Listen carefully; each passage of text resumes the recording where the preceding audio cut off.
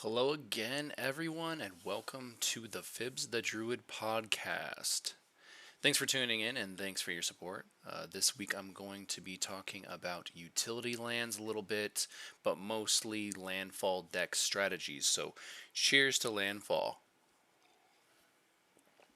I love landfall decks. I've built quite a few of them.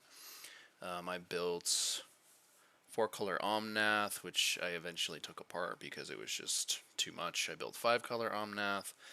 I built mono green Omnath, but currently I think I've pretty much found my girl, which is Nissa Worldsoul Speaker. So Nissa Worldsoul Speaker, excuse me, is who I'm going to be talking mostly about tonight. I'm going to be using my current deck list for her as, I guess, a supportive argument, if you will, to illustrate just what you can do with Landfall. You can do some pretty crazy things, and when Nissa Worldsoul Speaker was spoiled, she came out in the Ether GIF Commander earlier this year.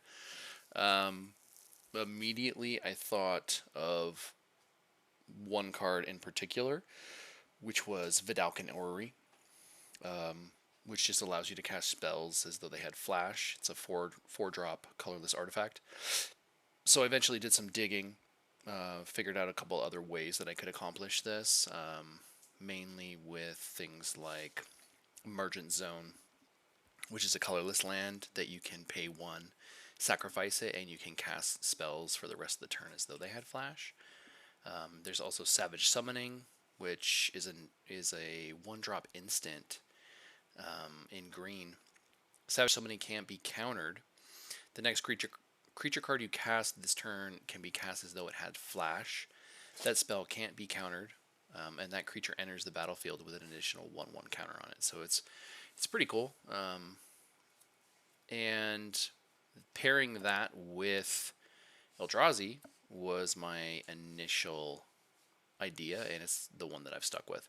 I do think that there are still some pretty competitive, I guess, just big creatures matter that you could do on a budget version of this list that I think I'm probably gonna brew up and might end up posting a link to in the next video. But for today, I'm going to be talking about my current list, which I call Instant Eldrazi Soup. So Nissa Worldsoul Speaker is the commander for 3 and 1 green. She's a legendary creature elf druid. She's a 3/3 with landfall. Whenever a land enters, whenever a land you control enters, you get 2 energy. You may pay 8 energy rather than pay the mana cost for spells you cast. So, that being said, I wanted to essentially use energy to cast Eldrazi at instant speed, cast Blightsteel Colossus at instant speed, cast Ulamog, cast Emrakul, cast Kozilek at instant speed. That was the idea of the deck. So it's actually been pretty successful. I think probably the coolest thing I've ever done with the deck in-game is somebody's moving to combat, and I cast Emrakul, the new one. I believe it's called the World Anew, at instant speed by just paying 8 energy and stealing their whole board before they move to combat. It's pretty cool. They were not happy, needless to say. But yeah, honestly, there's just a ton of useful utility lands in green, and if you're gonna be running. If you're doing any kind of landfall deck, my advice would be never skimp on lands. Always run at least 40, if not more. I usually end up running around 42, 43, but I do think that I ended up shaving this list down to, let's see, I think there's only 39. 40 including MDFC cards in this current list, because there's just so many things in this current list that abuse the landfall ability, like Lotus Cobra, Tireless Provisioner, I believe, is in this deck. Is it in this deck, or did I end up cutting it? Actually, it looks like I ended up cutting it. But I usually just am able to get there because of the fetch lands and because of Nissa herself essentially is allowing me to basically cheat. So yeah, let's just go over the deck list itself. This is going to be a little bit looser episode, less scripted than my previous ones. So I'm going to try and keep it as organic as possible. So in this list, I am running 2 Planeswalkers, 28 creatures, 10 sorceries, 10 instants, 5 artifacts, 5 enchantments, and 39 lands. There is a rather large sideboard as well as a considering board for this deck because there are just so many good things in green landfall that you can just jam into this deck. So if you are looking at the list and you're thinking to yourself, hey, this is maybe a little bit too much for me money-wise, you don't want to invest in all of the Eldrazi Titans, I get it. Maybe scroll down to the considering and take a look at some of the options that I have in there, because there's quite a bit of things that I thought about including in this list. This list is sitting at $948.03. I think the only thing that I ended up actually buying for this deck was the Eldrazi Titans. I think I only had Emrakul, so I ended up buying the new Kozilek, the original Kozilek, I don't know if it's the original Ulamog, I think it is, and the new Ulamog. Yeah, so I ended up buying Ulamog Ceaseless Hunger, Ulamog the Defiler, Kozilek Butcher of Truth, and I think that's pretty much all I bought for this deck. I already had everything included in this list in my collection. This was pretty easy for me to put together, but again, I get it, $948, it's a lot. You might not have any of these cards lying around, so maybe consider doing a budget option. There are a lot of budget-ish Eldrazi's. I've actually included a couple of them into the list recently. Desolation Twin is one of them, as well as Path of Razor of Ulamog. Desolation Twin is a 10-drop. It's a 10-drop Eldrazi. It's a 10/10. Whenever you cast Desolation Twin, put a 10/10 colorless Eldrazi creature token onto the battlefield. Now, it should be noted, I did run into this the last time I played this. I was doing... there was a couple of different things that had cast triggers in this deck that somebody was balking at me. Like, I remember immediately I did something with a cast trigger. Maybe it was an Emrakul, or no, it was I played Kozilek Butcher of Truth, which has a cast trigger to draw 4 cards, and he's like, you can't do that. I was like, well, I paid the 8 energy, Nissa's still out, I have enough energy to pay for it, and she literally has a replacement effect on her that says you can pay 8 energy rather than pay the mana cost for permanent spells you cast. So I still get cast triggers, I am still casting the spell, I'm just using energy. And also, it should be noted, she makes 2 energy every single time you have a landfall. So a single fetch land will net you 4, usually, unless you have things like Ancient Green Warden, which doubles up your ETBs for your landfalls. So let's just go down the list, through the list from the top. So I'm going to start with the Planeswalkers. I included Nissa, who shakes the world, as well as Vivian, Champion of the Wilds. These are my 2 Planeswalkers I included in the deck.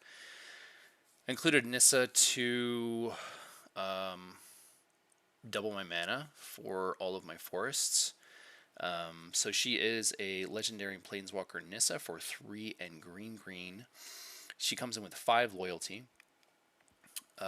She's been around for a while, so people should be familiar with her. I believe she was from War of the Spark. And she's actually not that expensive anymore. She's sitting, at least this printing is sitting around $4. She has a static ability that says whenever you tap forest for mana, add an additional green.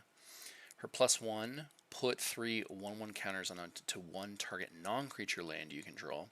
Untap it. It becomes a 0/0 elemental creature with vigilance and has haste. That's still a land. So that's important. She can really take over a game if left unchecked, and if you have ways of defending her. And her -8 is pretty much, at least with Nissa Worldsoul Speaker out, this combo is kind of insane because it will net you just a bajillion energy, and as long as you're able to recast Nissa, you'll pretty much be able to play your entire deck. Her -8, you get an emblem with lands you control have indestructible. Search your library for any number of forest cards and put them onto the battlefield tapped, and then shuffle your library. So say you have, I don't know, 10, maybe 20 remaining forests in your deck, depending on how you build your land base.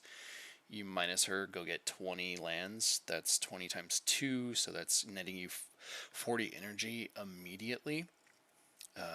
Pretty awesome synergy with Nissa Worldsoul Speaker, and she's a Nissa, so, you know, they all usually collaborate together pretty well. The other one is Vivian, Champion of the Wilds, also from War of the Spark.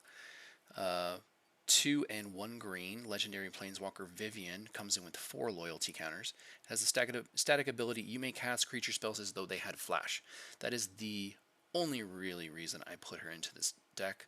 It's another way for me to cast creatures at flash speed, which is exactly what I want to be doing. Until your next turn, up to 1, or you can +1 her. Until your next turn, up to 1 target creature gains vigilance and reach. She also has a -2. Look at the top 3 cards of your library. Exile 1 face down.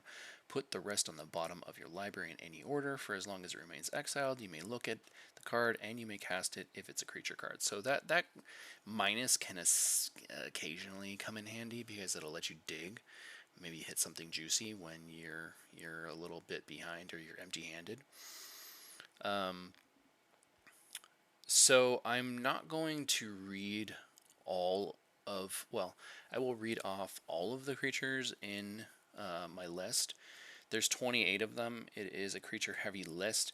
I'm not going to read what they all do. I will put up the images as I read them, but I will stop and focus on the ones that I believe just are the bangers of the deck, which will usually put enough pressure onto the board to maybe win, not always, but potentially threaten a win. So we're going to start off with Ancient Green Warden. This is a very important card in the deck. It allows you to play lands from your graveyard, and it doubles up your ETBs of your landfalls.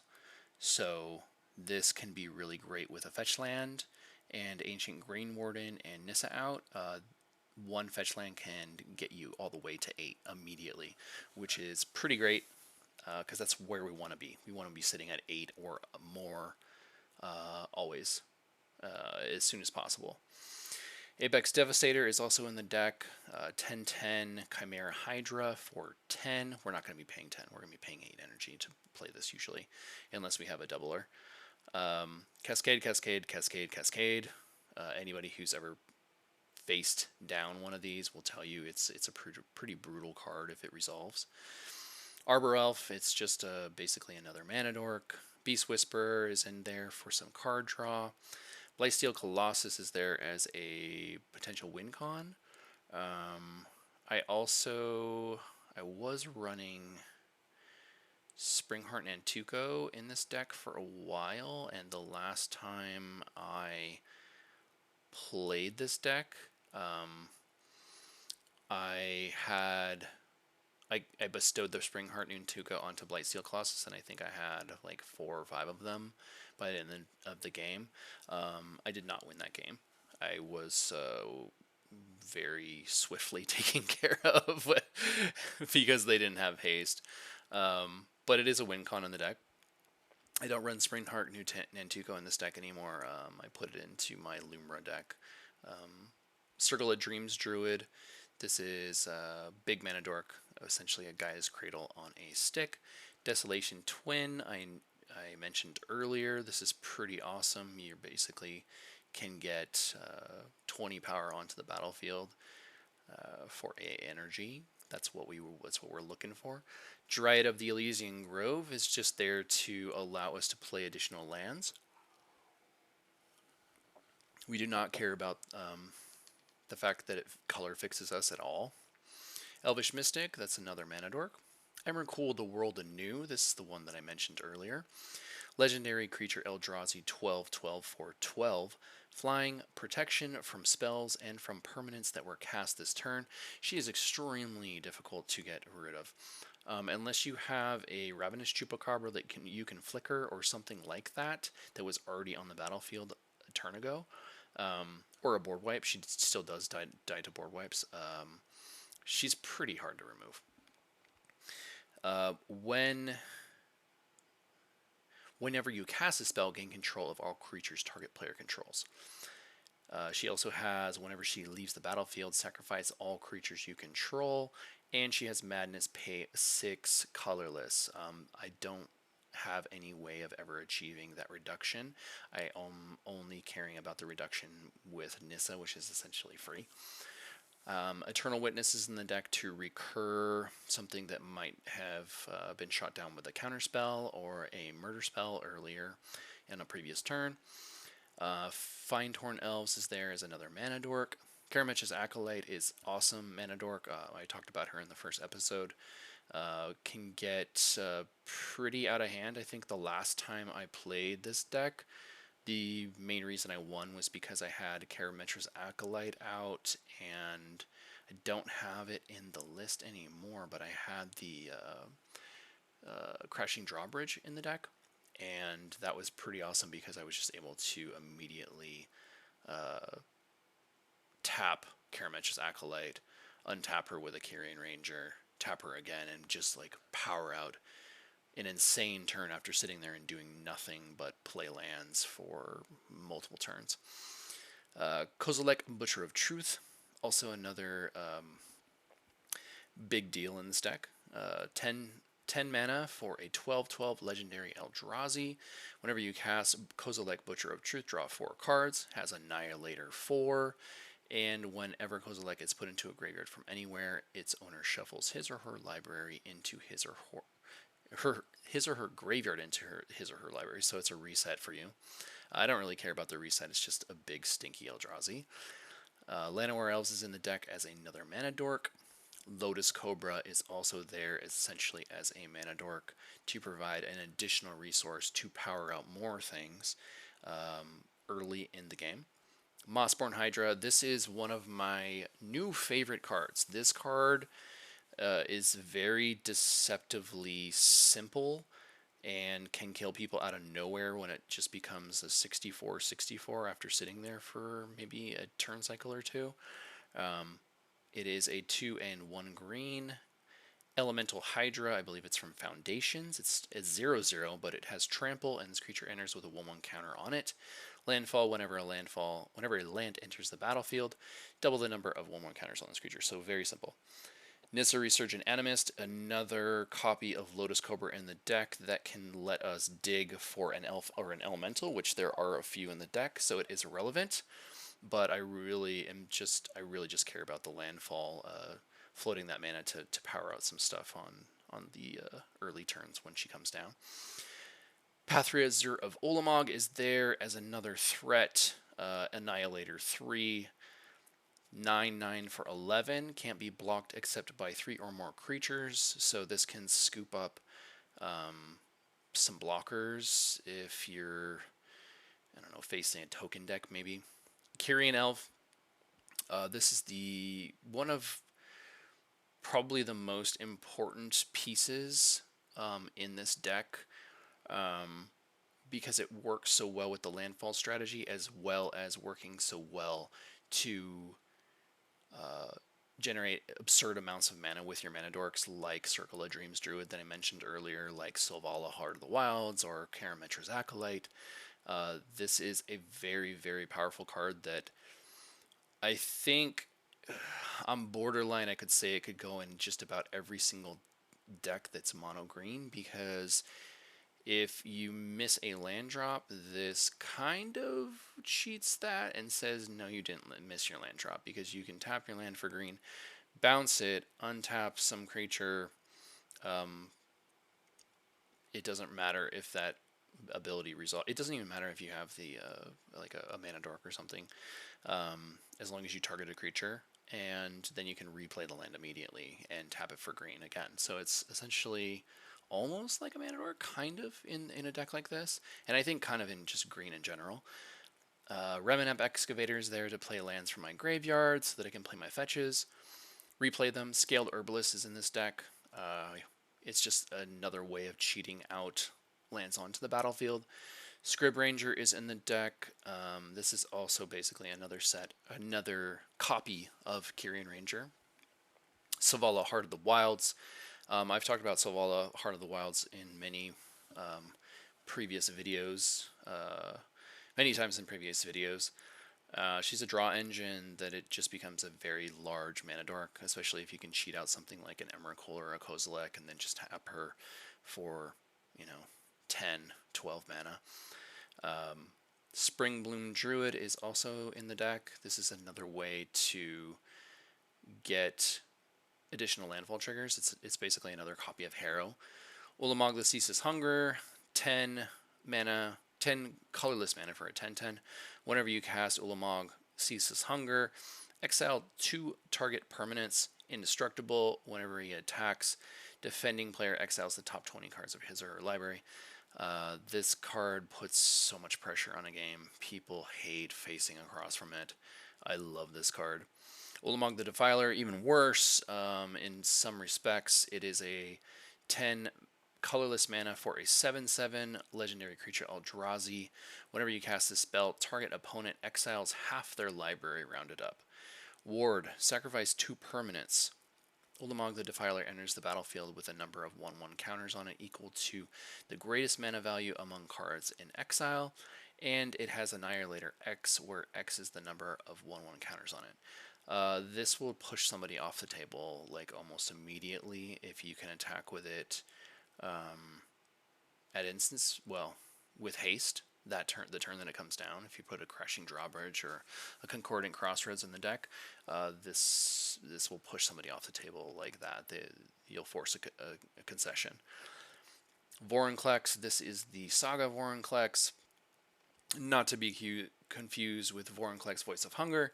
3 and green, legendary creature, Phyrexian Praetor. Trample, Reach. When Vorinclex enters the battlefield, search your library for up to 2 forest cards, reveal them, put them into your hand, and shuffle. Also pay 6 and green, exile Vorinclex, return it to the battlefield transformed under its owner's control. Activate only as a sorcery.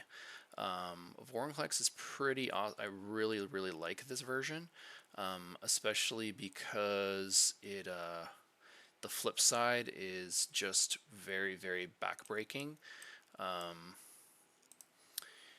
It turns into the Grand Evolution. So first chapter, mill 10 cards, put up to 2 creature cards from among the milled cards onto the battlefield. Second chapter, distribute 7 1/1 counters among any number of target creatures you control, which is a really good synergy with Ulamog the Defiler. And then third chapter, until end of turn, creatures you control gain pay 1. This creature fights target creature you don't control. Exile the Grand Evolution, then return it to the battlefield. So it's going to find you some more lands. Really, really powerful Vorinclex. I highly recommend running it. I've even considered building this one as a commander because it's that good. All of the Vorinclexes are that good. Next, we're going to go on to sorceries. Attune with Ether. This is basically a rampant growth-ish, or I don't know, abundant growth probably is more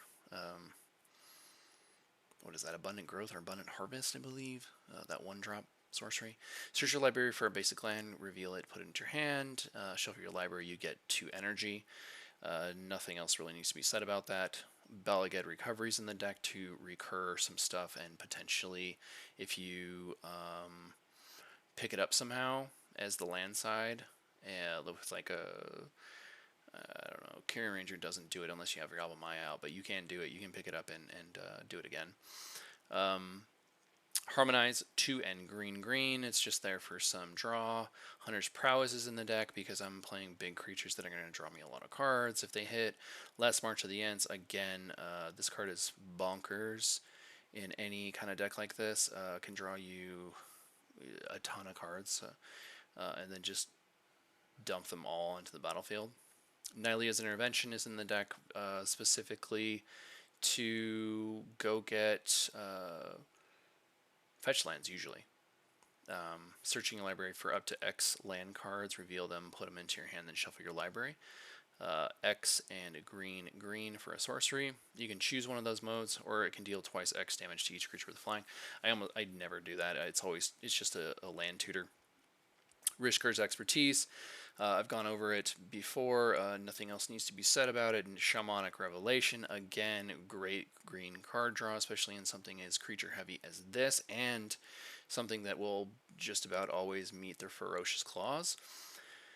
Soul's Majesty, again, big draw spell with, any kind of Eldrazi out. This is going to draw you a ton of cards. Splendid Reclamation is in here. I probably will eventually, after I play around with Luma for a long time, which is my new pet deck, I think I'll probably end up cutting Splendid Reclamation for Lumra because it's just stronger and easier to recur than the sorcery. Next, we're going to move on to Instants. Crop Rotation is one of the only game changers in the deck. Does it deserve to be a game changer? Who knows? Fog's in the deck. Fog does what Fog does. Harrow's in the deck to hit those additional landfall triggers. Heroic Intervention there to protect what we're doing. Hunter's Insight to draw some more cards. Momentous Fall there to draw some more cards. Nature's Claims in the deck to take care of some pesky artifacts or enchantments. Return of the Wild Speakers there to, again, draw a lot of cards. Savage Summoning, I mentioned this earlier. This card is great. I really wish that it allowed you to cast creature spells for the rest of the turn instead of just allowing you to do one, but I get why they placed the limitation on this card. You really just want to shoot this when you have an Eldrazi in hand or a Blightsteel Colossus or something big, like an Apex Devastator. Tamiyo Safekeeping's there to protect our stuff. Nothing else really needs to be said about that. Conduit of Worlds. Moving on to the artifacts. Conduit of Worlds is there to allow us to recast some important permanents from our graveyard, as well as allowing us to play lands from our graveyard, so hitting those fetches.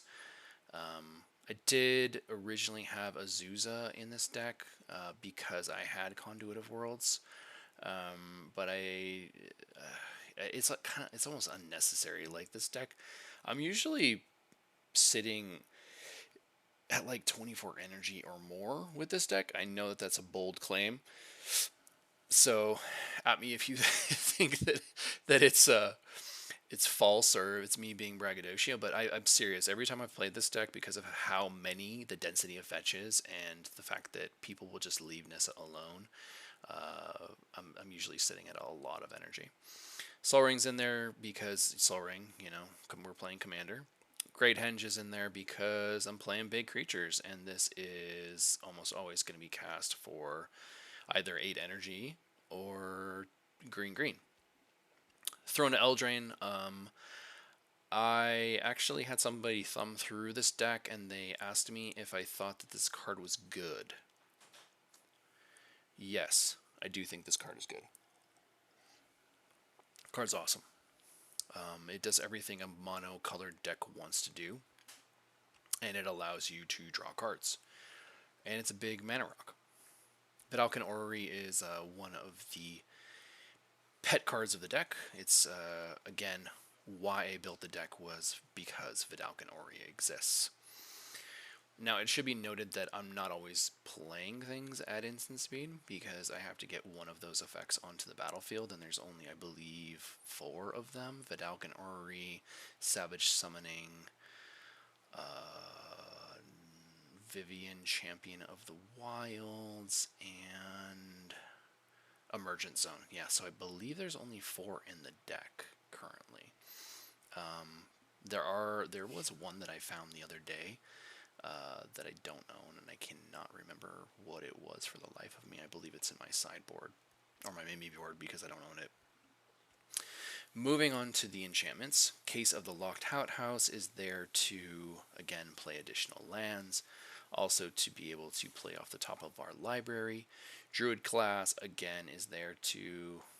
the life gain is pretty significant in a landfall deck like this, because on a fetch you're gaining 2 life. If it's like a true fetch, like a Windswept Teeth or something, you're only gaining 1, but whatever, it's paying for itself. Kenra's Transformation is there to pin down pesky opponents' creatures. Virtue of Strength is there as a recurrence way to recur important pieces, specifically creatures or lands from graveyard. But it's also, I usually try and cheat this out because this deck is pretty heavy on forests, and being able to tap them for triple is pretty great.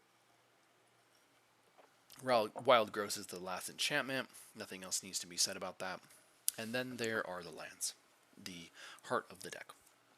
39 lands. I'm running all of the ones that I really want to point out are the fetches. So we have Broker's Hideout, Cabaret Courtyard, Evolving Wilds, Fabled Passage. Echoing Deeps usually can turn into a fetch. I really like that card a lot. Jund Panorama, Misty Rainforest, Myriad Landscape, Prismatic Vista, Promising Vein, Riveteer's Overlook, Terramorphic Expanse, Verdant Catacombs, Windswept Heath, and Wooded Foothills. There are, again, some cards in the sideboard that I have considered for the deck. If you're interested in any of those, just take a look at them. But that's pretty much the deck itself. And the overall strategy is just to cheat things out, cheat big things out, take advantage of just having an abundance of resources when you have things like mana doublers or mana triplers out, as well as being able to pay stuff for essentially free just because you've been playing lands. That is really the most important part of the deck. I think a lot of people don't like landfall decks because it's rewarding you for taking the absolute most basic game action, which is just playing a land every turn. However, I would say that the common theory in Commander these days is that I've noticed a lot of players veer towards is shaving down your lands to like 32 or 35, and that is detrimental to your game plan, especially if you're in landfall, and you're going to be missing land drops if you do that. So I would be I don't like to be prescriptive, but I would say don't do that. I'm constantly advocating for players to play more lands, even if they're not playing mono green, because yeah, okay, you'll get flooded some games and you'll feel flooded, but then if you stick around long enough, you'll have that one turn that you can chain together like 10 spells because you've been flooded. You might almost be dead by them, but you never know. You could pull a win out of nowhere and still be at 2 health and win out of nowhere like that. So I would like to notice that there was a point when I was building this deck that I really wanted to include Yeva, Nature's Herald, into this. She's 2 and green green, legendary creature elf shaman. She's a 4/4 and she has flash. You may cast green creature spells as though they had flash. I do think if I was to ever put her in this deck, I would cut all of the colorless creatures. I do also think that there's a version of this deck that runs, I believe it's called Skittering Cicada, that allows you to play colorless creatures at flash speed, and that would just be a more colorless creature oriented list. So you could go in either way. What was the other thing? I've also considered putting Allurin into the deck. This is 2 and green green. Any player may play a creature card with total casting cost 3 or less whenever he or she could play an instant without paying. Play an instant and without paying its casting cost. So you can play all your like low drop stuff with this. So you can play Nissa with this. If you got Tireless Provisioner, you can play that. Lois Cobra, but this does help out your opponents. So this is a really a dangerous group hug card that if you're not building around it or if you're not timing it correctly, it could really bite you in the butt. What else? I believe that's pretty much it. Lastly, I just yeah. So I continued the tradition. I continued the tradition of brewing up a new legend. We're going in alphabetical order, and this week I brewed up Anthusa Cetizen Hero. I really had a lot of fun with this one. This is a mono green spell slinger-esque list. I did not, I wouldn't call it a true spell slinger deck because a lot of the ones that I saw online, they were running like kind of bad cantrippy cards. But I did include a lot of pump effects, and I'm actually considering putting this one together on paper.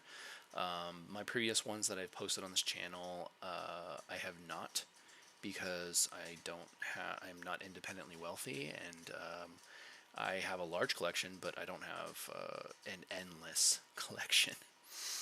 But it really felt good when I was building this list to be like, wow, Giant Growth could really be good in this deck. Because you're turning 3 lands into 2/2s. So let me read the legend itself. Anthusa Cetizen Hero, 3 and green green, legendary creature human warrior, 4/5, has heroic. Whenever you cast a spell that targets Anthusa Cetizen Hero, up to 3 target lands you control each become 2/2 warrior creatures until end of turn. They are still lands. So pretty cool. It focuses on casting spells at the end, targeting Anthusa, as well as winning by animating my lands. So check out the list if you're interested. And that's all for now. So cheers, everyone.